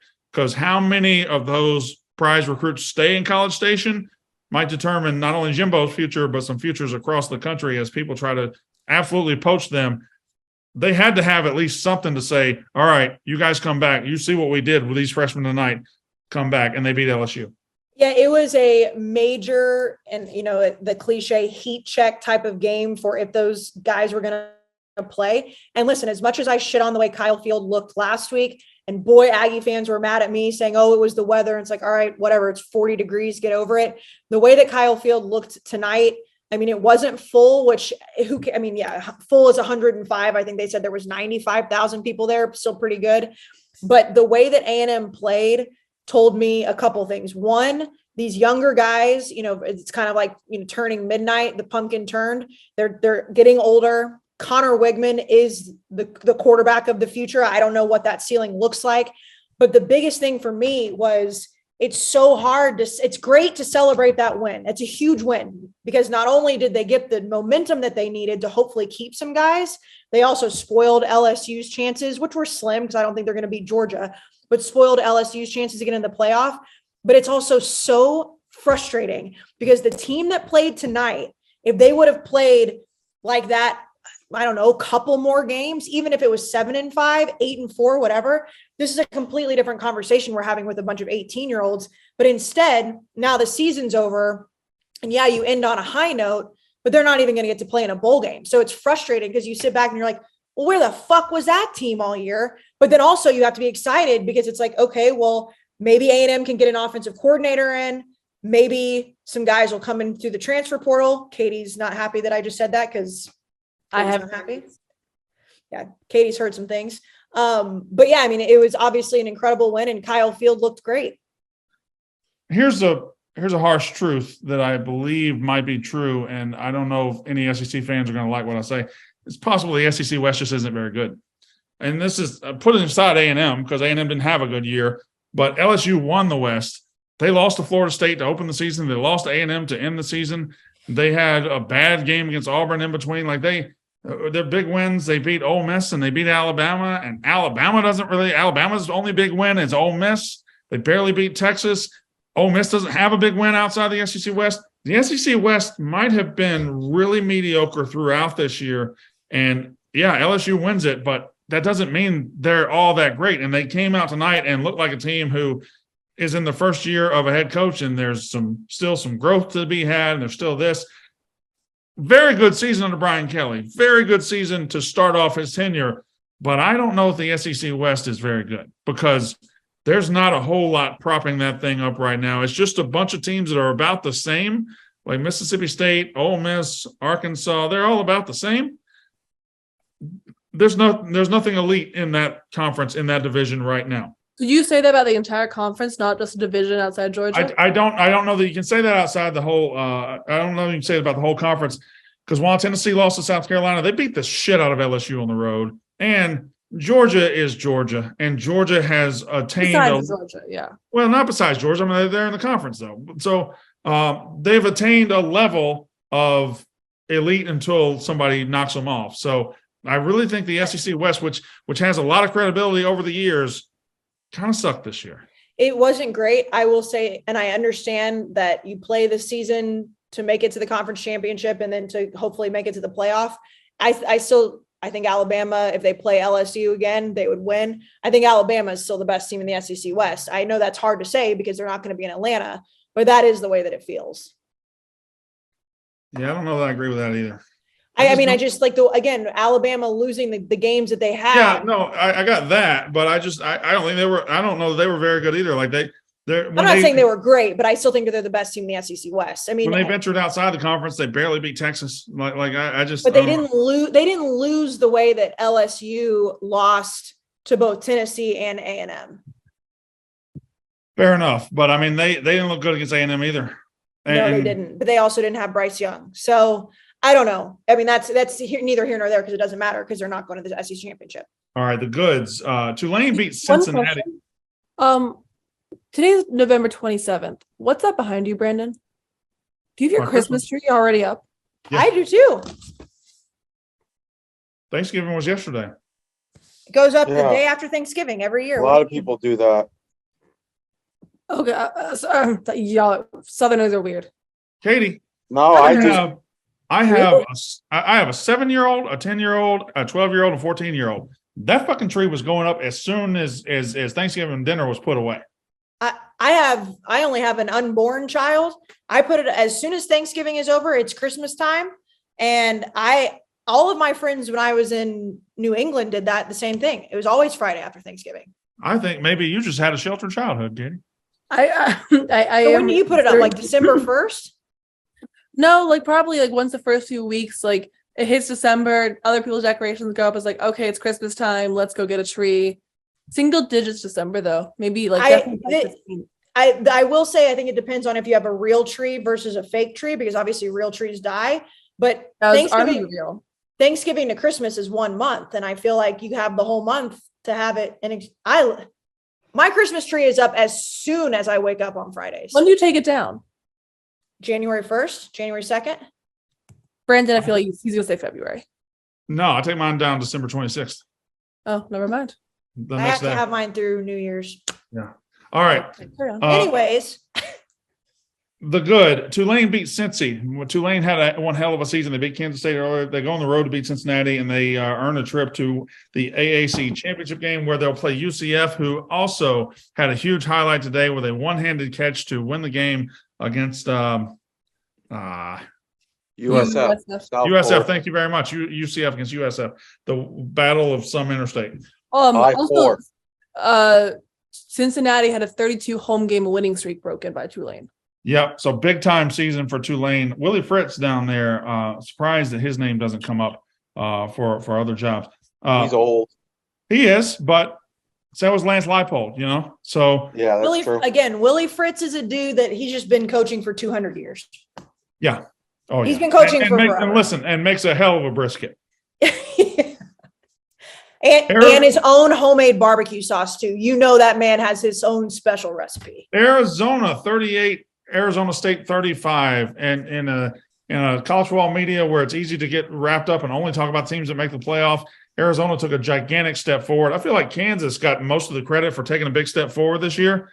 Arizona was just as down and just as bad as Kansas, and Jed Fish has circled the wagons there and done a great job. Shout out to the Arizona Wildcats for getting off the mat, winning their rivalry game. Missouri finally wins a close one. They beat Arkansas 29-27, and Arkansas fans just aren't quite ready for that conversation, but they're getting closer. They're getting closer. You say that, are they? Or did y'all watch that game? I did. Jack, did you watch Arkansas, Missouri? Yeah, no, Arkansas didn't care. They didn't care, but Sam Pittman kicked the shit out of that game. He 250 left. He's got a 6-5 team, and he punts, and he never gets the ball back. It's just unbelievable. These coaches still do that. Like, punt. Why are you punting? The ball is the most important thing in football. You can't score if you don't have the ball. If you give it to somebody else, you ain't got it no more. Just keep it, idiots. All right. This is a real good one. I thought that Florida State-Florida game last night was fantastic. It was awesome. Among rivalry games, we had another one tonight, USC Notre Dame. The visual presentation every year of Florida State, the uniform matchup is top 5 in the country. When those two teams are sharing the field, it is a beautiful, beautiful sight. And, it is. Florida State, and once again proves no matter how little curiosity or care there is outside of that game, the people in the game want to beat the shit out of each other. But I don't know if you're going to bring them up or not, but another rivalry game, and I'm sorry, Katie, that was awesome on Friday, was North Carolina, NC State. That was awesome. I am going to bring them up. I did want to shout out Florida State, though. Mike Norvell, 9-3 this year. 9-3 with a win over LSU, with a win over Florida. Again, not to rub anybody's face in it, Billy Napier kicked the shit out of that game. If you're watching that, Florida State couldn't stop the run.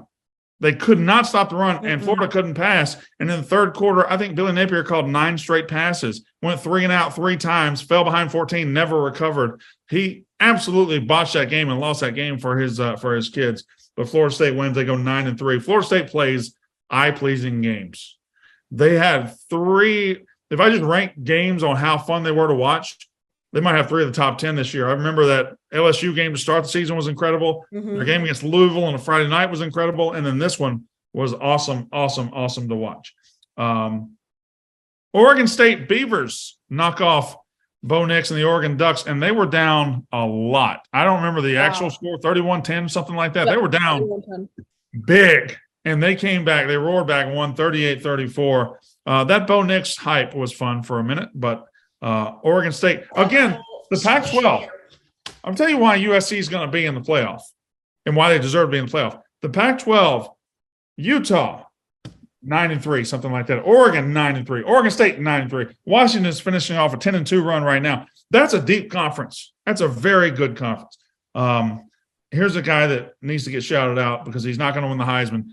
Bryce Young today against Auburn, 343 yards passing, 3 touchdowns, 48 yards on the ground, a touchdown. So he accounted for 391 yards of total offense, 4 touchdowns. He'll probably never play in an Iron Bowl again. He'll probably be done at Alabama very soon. And he's not going to win the Heisman, and he's not going to win a national title this year. But Bryce Young was incredible. He was unreal. I know Caleb Williams won the Heisman, but like you keep saying that, and I don't like it. I think Caleb Williams won the Heisman tonight. I don't think he has not won the Heisman. I think he won the Heisman last week. He's at the 1 yard What line. happened in the Ohio State Michigan game today, and what happened in the Ohio State Michigan game today was neither guy that could have won it is going to win it. He's at the 1 yard line. He hasn't won the Heisman yet. He's about to win the Heisman in my mind. Okay. I think that's splitting hairs. However, I don't think it is. I'm not. I think he would have to have an abysmal Pac-12 championship game. But what if he did?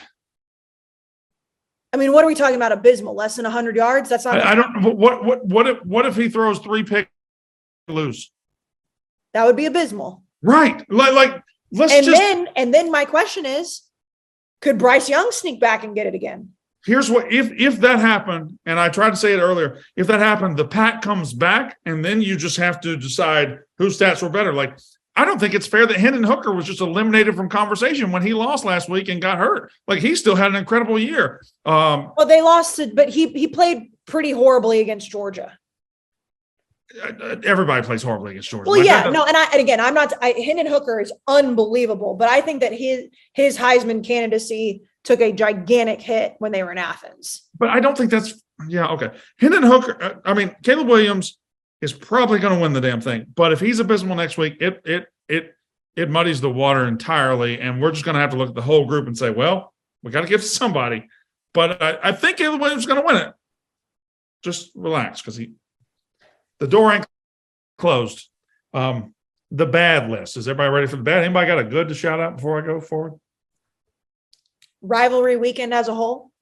Yeah. First of all, Thursday, no, not just rivalry weekend, Thursday, Friday, Saturday football. Friday football is incredible. It's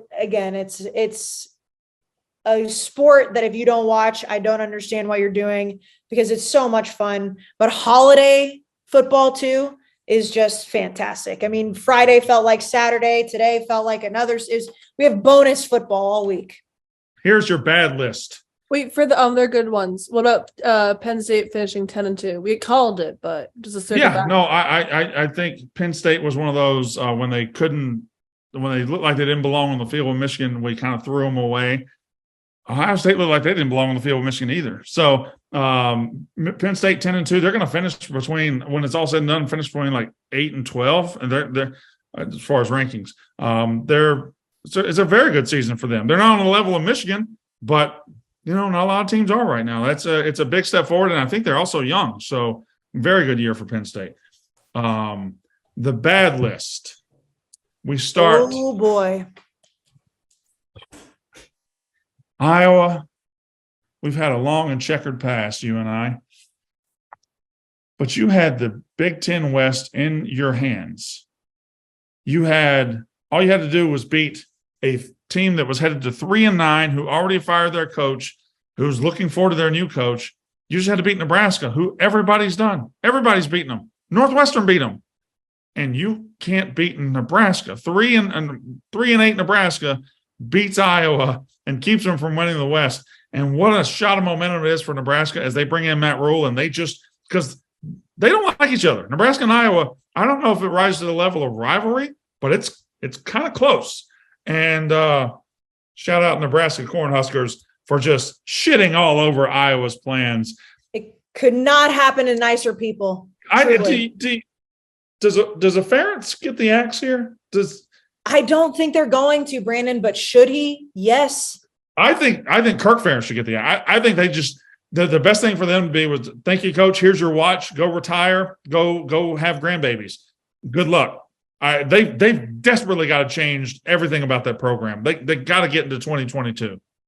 They got to send, with all due respect, they've got to send him to pasture. Without actually sending him to pasture. I know I talked about this team earlier, but I got to circle back to them. LSU, you can't lose to A&M like that. I mean, like A&M was just playing because it's on the schedule. The A&M has been going through the motions for weeks, and you showed up tonight, and they just stuck it to you. And that was a bad loss for LSU. Is just one of the weirder seasons I've seen. It started off terribly with a loss to Florida State. It ended terribly with a loss to A&M, and in the middle, we went 10-1 or 10 whatever it is, and we're 9-1. I don't know. This is officially they had no business losing that game. None. I'm officially tired. The next on the bad list, Katie. Oh no, I was right. You were right. Katie. It was a great game. North Carolina's players kind of wrote some checks with their mouths. Their asses couldn't cash, and now NC State. That argument's so dumb. I don't understand. Like, obviously from my side, or objectively a higher academic institution, but yes, everyone applies to both. I'm tired of that point. But that's what you're supposed to do with the rivalry. You talk shit while you can. Yeah, you talk shit while you can, but you better win the game when it comes up. Dave Doran talked a lot of shit too in that morning, and he pulled out for him. And he won. Billy Napier, I already talked about that. That was on the list. Oklahoma finished at 6-6 by losing to Texas Tech. You can first time in 10 years. You can think Brent Venables is the guy all you want. The guy doesn't walk in and go 6-6 with that talent. That talent is too good to go 6-6. Something's wrong. Something's not right. The guy doesn't do that. Look at Lincoln Riley. He went to USC, and he took a mediocre team and immediately has them in playoff ready. And Brent Venables came in and took a loaded team and went 6-6 and lost to Texas Tech. That's garbage. And then I'll tee this one up for our friend Jack Mack. $95 million. $95 million. And Michigan State goes without a bowl. And Beautiful. I don't know. We didn't talk about this, but he kept some bonus money meant to go to his assistants. Yeah. We can talk more about that on Tuesday. That was a very weird situation. That tweet's our most popular tweet in the history of our account. Got an insane amount of response. Anyways, Michigan State, the $100,000 bonus aside, just pathetic. Just really, I said it again. I've said it before. I'll say it again. Sickening. On the day that Michigan took control of the rivalry that you made fun that they could never take control of, you lose and end your season 5-7 in your coach's third year. There's no excuses for this. Yeah. Is Mel Tucker on the hottest seat going into next season? I think Neil Brown will be, because I think he's going to stave off firing this year, but there are. Yeah. We just have to wrap our heads around this, right? We got told for the whole offseason about how great this guy is. Tuck coming this, Tuck coming that. Look at him with his cigar. Da-da-da-da-da. Look at him now. Yeah. 5-7. They don't even have bowl practices, dude. I love when you put dude on the end. When Jack wants to really punctuate something, dude. All right, we've got I'll just, if anybody has any bad. By the way, the Apple Cup is off the rails right now. It's 35-33 Washington with 2:37 left. The David Shaw era might be ending in Stanford right now. BYU's up 28-12 in the third quarter. They'll quietly fire him. I think they'll let him retire. I think that's what they'll end up doing. Put it on the 5th page of the New York Times. It's just a little blurb. In the Stanford coach. In the ACC, NC State 30, North Carolina 27 in 2 overtimes, Florida State 45, Florida 38 on Friday night, South Carolina 31, Clemson 30 today. Georgia, not great, but they win 37-14 over Georgia Tech. Kentucky handles Louisville 26-13. Duke 34-31. Mike Elko goes, they go 8-4, 7-5? 7 or 8, which is I hate to say it, but it's great hire. Looks great. Riley Fantastic. Leonard's probably he could be up there in the Because Award. It might be because week. I might have to bring that out on Tuesday. Syracuse 32, Boston College 23. Syracuse salvages a little bit towards the end of the season, and Pitt 42, the absolute stinking shell that was Miami 16. Gross. TCU 62, Iowa State 14 in the Big 12. Texas on Friday 38, Baylor 27, West Virginia 24, Oklahoma State 19. You want to talk about limping to the finish? Oklahoma State absolutely limped to the second half finish.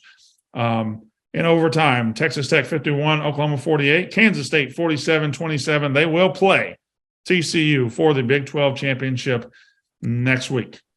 In the Big 10, Nebraska 24, Iowa 17 on Friday, Michigan 45, Ohio State 23, 37-0. Maryland beats Rutgers to finish 7-5. Purdue wins the Big 10 West. They'll play Michigan for the Big 10 championship. 30-16 over Indiana. Minnesota wins the battle for Paul Bunyan's axe, 23-16 over Wisconsin. Illinois 41, Northwestern 3, and Penn State just beats the hell out of Michigan State. Northwestern went the entire season without winning on U.S. soil. Gross. Yep. Oregon State 38, Oregon 34 in the Pac-12. I've already told you the current scores, but they'll be final by the time you hear this anyway. The UCLA 35, Cal 28, Arizona 38, Arizona State 35, 63-21, Utah wins over Colorado, and then you've got the 38-27 win for USC over Notre Dame. I'm fine. Limping to the finish is exactly what I'm doing right now. In the SEC on Thursday night, the good guys finally beat Lane Kiffin 24-22. Mississippi State wins the Egg Bowl, as they have most years since integration, 24-22 over Ole Miss. Missouri 29, Arkansas 27, Florida State 45, Florida 38, South Carolina 31, Clemson 30, Georgia Tech, I've already said, Kentucky, Louisville, I've already said, Alabama 49-27 over Auburn, Texas A&M 38, LSU 23, and then Tennessee behind Joe Milton 56, Vanderbilt, who was building momentum, nothing. Remember when everyone poo-pooed and almost yelled at Kayce when she picked Tennessee minus 14? Thank you, Katie. Katie thinks calling you out is just saying the good things that you do. Oh, no, Katie's called me out when I've been wrong, but it was She's had a very good week for takes. I'm going to let her make sure she gets them off. Thank you, Katie. I appreciate that. I did have a very good week of takes. Well, guess what? You lead us off on the takes. Kayce Smith, who won the week?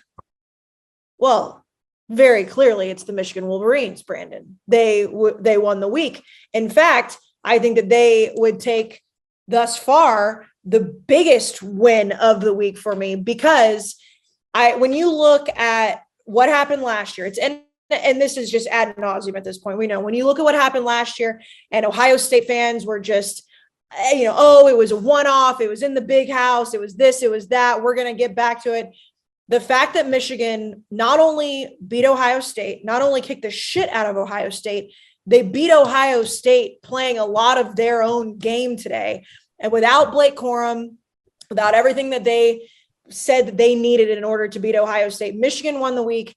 And I think that when you look back at the 2022 season, that regardless of what happens in the playoff, obviously, if they get killed again by whoever they play, it's going to take a little bit of a hit. But Michigan, from start to finish, took a lot of shit all season from all different networks, all different analysts, all different podcasts. And Michigan, everything they did, every step of the way, wasn't enough. Their non-conference schedule wasn't good enough. They didn't have a good quarterback. They put that all to rest. Some of those things may be true. Their non-conference schedule was shit. It doesn't matter. They're going to the playoff regardless. They absolutely won the week. No question. Katie Stats, who won the week? I would agree with Michigan, but also throwing JJ McCarthy in there. I feel like everyone was like, they don't throw, they can't throw. Even I was like, they have this terrible pass offense. He heard everyone talking shit and showed up. Jack Mack, who won the week? Lincoln Riley and USC. Obviously, Caleb Williams is in there too. Brandon, who won the week? I agree with Jack. It's obvious that Michigan won the week, and I've sucked their dick enough on this show. But as big as their win was, USC is one win from the playoff, and they're about to win the Heisman. If you're jump starting a program and you're building, you cannot do better than Lincoln Riley has done in his first year. He has a chance to do everything they haven't been able to do in a decade and a half and be right back on the map in college football. USC is right there to win the week. Michigan, too, of course, but USC. And small honorable mention, the Mississippi State Bulldogs for beating those morally bankrupt pieces of shit and doing it in their house and having them throw chairs at our players and having them throw trash at our players. Oh, but Jack just walked off. But remember last year when Lane Kiffin got a battery thrown at him in Knoxville and Ole Miss fans got all a flutter and everything? Well, it was a golf ball. They were whatever. Yeah, it was a golf ball. Mustard bottles. Now we saw their true colors. You said that if you want to jump start a program, first year coach Lincoln Riley is the best one. Wasn't there an argument for Sonny Dykes? Obviously, No. I mean, yeah, there is. Obviously, he's right there with him. So yeah, I would have to expand that to include Sonny Dykes. Katie, what's your name? Blonde girl. Who won the week? Who lost the weekend? I was about to say, did we not? Hey, folks, you know the drill. We're at this point. We're all delusional. We're trying to finish it off. Kayce Smith, who lost the week? The obvious answer will be Ohio State, but I'll go a different way because I think that's too chalky, especially beside Michigan winning the weekend. You're just going to take mine? Do what? You're going to take mine? Go ahead. I was going to say that Clemson lost the week. You're such a bitch. Is that really yours? Yeah, because you're supposed to say Ohio State because I wrote down Clemson. Okay. I'll give you Clemson because I can go a different way too. How about I will give a bigger picture than just this? I'm going to give all the teams that were on the bubble that could have won a spot in the college football playoff lost the week today, because going into today and even this morning, there was, oh my God, there's chaos. All the arguments all season have been so much fun of who are we going to put in those 4 spots. We've used it as arguments for why the playoff should be expanded, because it's like, look at all these teams that we could potentially see in those top 4 spots, but there's only 4. And in reality, despite something crazy happening next week, which, is not off the table, but it seems like the selection for the top 4 is going to be a lot more anticlimactic than we anticipated it to be. And even after the Ohio State-Michigan game today, it was like, all right, let's see, because we've still got Clemson on the table. We've still got LSU on the table. And you go down the list and those teams lost it. And now the conversation is pretty straightforward, which is great because there's parity outside of Georgia, but there's not the chaos we were hoping for. Katie Stats, who lost the weekend? This is more of a off the beaten path one, but there's a quote from Kevin Warren that said that without a doubt, Ohio State deserves to be in the playoffs, as said after the game. I get he's a Big Ten commissioner. I get he's supposed to push it. You cannot have those words come out of your mouth and genuinely believe that. I know, like Brandon, we talked about earlier, there's a whole path potentially. Ohio State does not belong in the playoffs right now after that. Y'all can say that. They're if USC or TCU loses, I think they're getting in. Even if they could would you put them there? You have to, because they got their dicks kicked in. Who cares? You're taking a trash team next week. If USC or TCU loses, you've got to hold your nose and pick somebody that probably doesn't deserve it. I think if TCU loses, I would still put TCU in for losing in the conference championship, depending on how they lose. But unless they get destroyed by Kansas State, if they lose to Kansas State in the conference title, I would put them in over what Ohio State did. They can't even win their own division. Now, this is a question we should talk about on Tuesday. Okay. But does this discredit the expanded playoff? You just said they'd have to. I think it credits it. I think people act like it's a bad thing. I'd love to see Alabama get another shot at somebody in a 12-team format. I don't know if they should get into 4. If it's 4, they don't deserve it. But in 12, yeah, if you're going to win a national title, yeah, go through Alabama. Go through Ohio State again. I have no problem. I think 12 is much more exciting because you do get – would it be so bad if 11-1 Ohio State got a shot and had to win 3 straight games to get back to Michigan again? Would that be so bad? No, it'd be awesome. Yeah, it would. And this is a great conversation for Tuesday or Thursday or whatever we decide. But that's why I hate so much and people clip this very podcast out, and they probably will clip this segment on and be like, see, this is why the expansion is stupid, because you're trying to fit a bunch of teams into 4 spots. That is a completely different argument than if you have 12, let them play it out. If you have 4 spots, you've got to try to figure out who the top 4 teams are. If you have 12, you give these teams a shot to get revenge, to get redemption, and then they play it out. Why would we not want to see that? It's a great point. We focus so much on who are the most deserving, who are the most deserving, who are the most deserving. In a 12-team playoff, they're going to show you who the most deserving. Exactly. They're going to show you who would deserve to win the national title. And every you don't have to speculate. Exactly. And every time we say, oh, thank God Clemson lost, or oh, thank God whoever lost, there's some asshole out there that's like, well, see, you're just proving the point that if they had to play in the playoff, then whatever. And it's like, well, no, because they actually would get to prove that they deserve to be in the national title if they can beat multiple teams. Right now, we have 4 teams. We don't even have only 4 Power 5 or power conferences. We have 5. So at least let them play it out. I would love to see Alabama back in it. I would love to see if Clemson fans want to think that they can beat somebody in the Big Ten, let them play. They can't do it in 4. They can do it in 12. Jack McGuire, who lost the week? Oklahoma. Oh, nice. Why? Go off, King. I put it in on Twitter too. I put up on our Instagram like 6-6, while Tebow, the bitch out west, is 11-1, 1 win away from the playoff. Heisman at the 1-yard line, and you lose with a top 10 talented roster to Texas Tech to cap off your 6-6 season. After all, and this would be one thing if they're like, yeah, we lost Lincoln Riley, that stinks, and Brent Venables is here, and we're going to back him. No, that's not what they said at all. That's revisionist history if anyone ever says that. What Oklahoma fans did this offseason talking about, now we're better or we're just in the same spot. Awful season. I don't even know what bowl they're playing. Like, I don't know. Yeah, a bad one. They may end up playing UConn in a bowl again. Spoiler, there's more to come on that subject. On what All subject? Right. She's got a shit you list. said. Okay, so. Oh, Brandon, who lost the weekend? It's the Clemson Tigers. Sorry, I tried to steal it from you. And I'll circle back to Ohio State in the shit list because they obviously lost the weekend too. But it's the Clemson Tigers.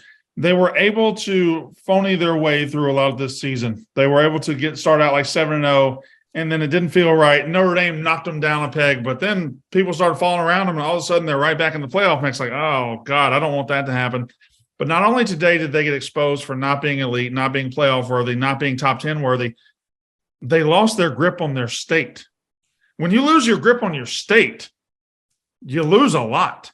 Like Shane Beamer is 8-4. Shane Beamer's got excitement over South Carolina. Clemson's old news, old hat. Clemson is in a bad conference and has been able to rule the roost for a while and been able to be elite off of that. Now they've lost that. And if you lose that, Tennessee lost in 1998. It took them 24 years to get close to having it again. If you lose that and you're not a traditional power, it's hard to get it back. Nebraska lost it 2 decades ago. They still can't get it back. Clemson is not in a traditionally power-rich state. They've been able to do these things for a decade now, and it's been an incredible run, but they're not elite anymore. There's nothing elite about them. Their time at the top of college football is over. I said it earlier, said it again. That's done. Shit list, Kayce Smith. Oh, well, I'm glad you asked. Jack, to go off of what you did in the Who Lost the Weekend, my shit list would be the lovely people of Oklahoma Twitter, because, we have a back and forth. We've had a back and forth this offseason. I was on Oklahoma podcast because Oklahoma fans were so very mad at me for saying what I am about to say again. You cry baby bitches, because I was going back and looking at tweets. I take a page right out of the Dan Katz playbook. I love doing it. It sucks when you're wrong because you have to hear it from everybody else, but when you're right, chef's kiss. And I went back and looked for the sake of looking for my Michigan take in the who I put in the playoff in August 25th, I believe was the date. And there were so many people in my mentions in anywhere they could possibly talk shit because I had USC in my Final Four. And guess what? Every single one of them calling me names, saying mean things, telling me I'm a moron, all either had the OU logo as their profile photo, Boomer Sooner in their bio, or their name was just straight up, I am in love with Oklahoma. It is insane, this fan base, because they were doing it back then, and now they're sitting at home watching Lincoln Riley most likely go to the playoff, and all they wanted to do was call everybody crazy. Oh, how could USC win enough to go to the college football playoff? Did you see how bad they were? Have you watched football ever in your life? This is what you get fucking paid for. Are you crazy? Fire this woman. And guess what, Oklahoma fans? You're sitting exactly where I said you were going to be sitting, wishing that Caleb Williams and Lincoln Riley sucked. And anybody who tried to tell me and anybody else who liked USC that they didn't care what was happening in California, they only were worried about what's happening in Norman, you're a liar. Because all those same fans are melting down right now. They don't know what to do with themselves because their season was horrible. And the guy that they said, oh, we'll be better off with is riding right into those college football playoffs, baby. I told you, Brandon told you, and you guys cried. And look who's still standing. It's not you, folks. So you can bring up A&M, you can bring up anything else, but I'm going to sit here and I'm going to mark down all those receipts because all of you are fucking wrong. Oh, that was passionate. Oklahoma fans, they bring it out in you. They were mean people. They were like Gabe Icard, who's Alex Bennett's good friend, who I was on the podcast with. He told me the only 1-star reviews they've ever gotten from their podcast is when I went on there. Like, don't give this woman any more shine. Like, she just wants to take us down. We'll be fine without her. I'm still sitting here, still saying the same shit I was saying in August and July. So Katie, what up? 2 words: college kickers. Oh boy. Yep, I can see where that would be a problem for you right now. Jack McGuire. Everybody who sucks off Rutgers, yet another disappointing season.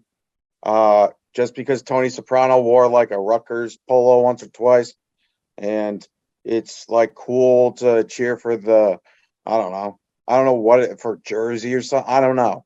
It's weird obsession with Rutgers, and now it's oh, it's so good when Rutgers is good. Is it? Who's their best player in the history of the school? Ray Rice? Oh, great guy. They ended their season today with a 37-0 loss. Rutgers has been an awful decision for the Big Ten, and they should get more shit. Yeah, fair enough. Brandon, who is on your shit list this week? Ryan Day was born on third base. That's the truth. It's a favorite saying of Dave Portnoy, and it's absolutely true. He was handed a ready-made national title contending program, and he has kept the car in the middle of the road for the most part. But that's when there weren't other cars that could keep up with him. And Jim Harbaugh, meanwhile, was in the garage building his car. And it took him a while, but once he got it road ready, that thing came out roaring. And it roared right past Ohio State. And last year, when they beat Ohio State, fine. You can't beat them every single year. It is a rivalry. You lose to them up there, you get beat, fine. You're still great. For the next 364 days, let this feed you, let this fuel you, show up in Columbus and set the rivalry right and show them that you're not who you were that day. Instead, you took that 364 days, showed up on the 365th and said, oh, actually, we're exactly who you thought we were. We're just a bunch of pussies. and we haven't fixed any of our problems, and you're going to run right through us like shit through a tin horn, like Nick Saban said. That's what Michigan did. They went into the locker room today down 20-17. Michigan came out of that locker room a house of fire and looked like they were, if you took off their helmets, looked like they had fangs and like horns sticking out. Like they were just animals out there. They were just destroying everything in their path. And Ohio State was just trying to get to the end where they have a shot to win. 4th and 2, I'll punt it. 4th and 3, I'll punt it. CJ Stroud, 8-yard slant, 6-yard slant. Nothing about Ohio State seemed urgent. Nothing about Ohio State seemed passionate. Ryan Day has more talent than anybody in the country, and he's gotten out coached twice on the biggest stage. That's how you get unemployed at Ohio State. Show up to Michigan and look like you don't give a shit and look like you can't hang with Jim Harbaugh. He's 11-1. It's crazy to say he's on the hot seat, but guess what? His ass is on the hot seat. That's my shit list, Ryan Day. It's a good one. It's a good one. All right. That was fun. We have Tuesday reaction coming up. I don't know what our week looks like at all. I think we're recording the College Football Show Monday or something. Y'all don't need to know that. Anyway. I will say that they do need to know that because I think it'll be of epic proportions because one Dave Portnoy will be in person. Oh, yes. David Portnoy will be joining us. All right. Katie, thank you for staying up. Jack, thank you for staying up. Noah, as always, thank you for your hard work. Kayce, anything else? It was a hell of a day, folks. Hell of a week. Thank you for listening. Thank you for watching. Subscribe. Do all those things. Cowbell incoming. Oh no. Oh no. Won't wake your kids up. Hail State. That's unnecessary reference.